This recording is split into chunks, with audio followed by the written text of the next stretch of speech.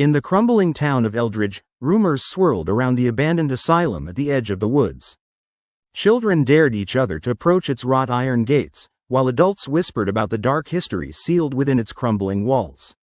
Little did they know, it was more than just the ghosts of forgotten patients that lingered within the asylum. It was something far worse, something contained by the shadows.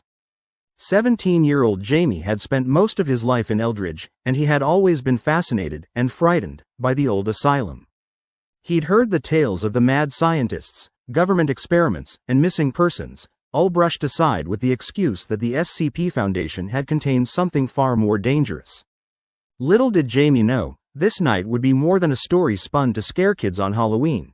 It would be his terrifying reality. One chilly October evening, armed with nothing but a flashlight and the courage only a reckless teenager could muster, Jamie decided to enter the asylum. His friends had all backed out, their bravado fading in the face of reality, but Jamie marched on, driven by a burning curiosity. The iron gates creaked as he pushed them open, and a chill ran through him, as if the asylum itself were warning him to turn back. Inside, the air was thick with dust and decay. Dim beams of moonlight pierced the darkness, illuminating straggly vines that choked the walls. Jamie felt an eerie sensation creep along his spine, but he shook off his apprehension and stepped deeper into the building.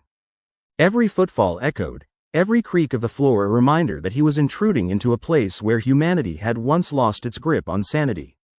As he moved through the decaying halls, he couldn't help but feel that he was being watched. The small rooms were filled with remnants of a forgotten past, cracked mirrors, rusted gurneys, and peeling paint that whispered of despair. For a moment, Jamie considered turning back. After all, it was just an asylum, right?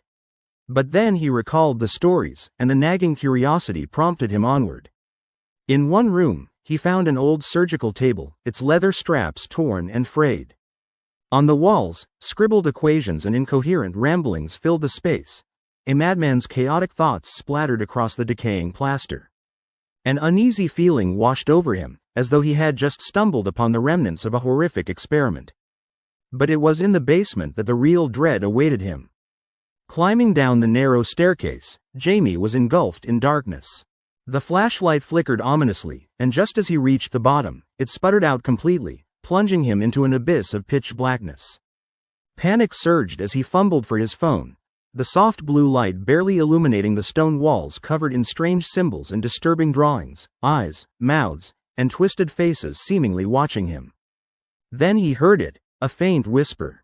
It was soft, almost gentle, like a lullaby, wrapping around him in the thick darkness.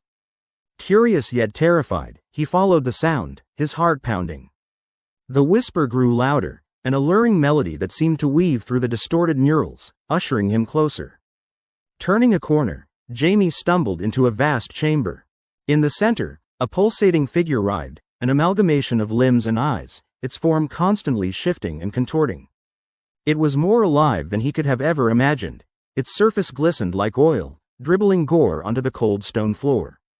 Its many eyes locked onto him, and in an instant, he felt a surge of emotions flood his mind: fear, despair, pleasure, all at once. "Join us," it whispered, a symphony of voices intertwining. "We have been waiting." Jamie recoiled, backing away, but it was no use. The walls constricted around him, closing in like a vice. He turned to run, but the shadows moved too swiftly, darting at him, pulling him deeper into their embrace.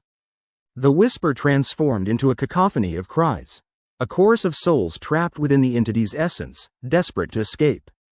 Just then, a loud crash echoed through the chamber. The dust-shrouded entrance cracked open as bright light flooded in, seemingly banishing the darkness and the entity's chilling grip. A group of figures wearing strange uniforms flooded in, weapons drawn, faces obscured by masks.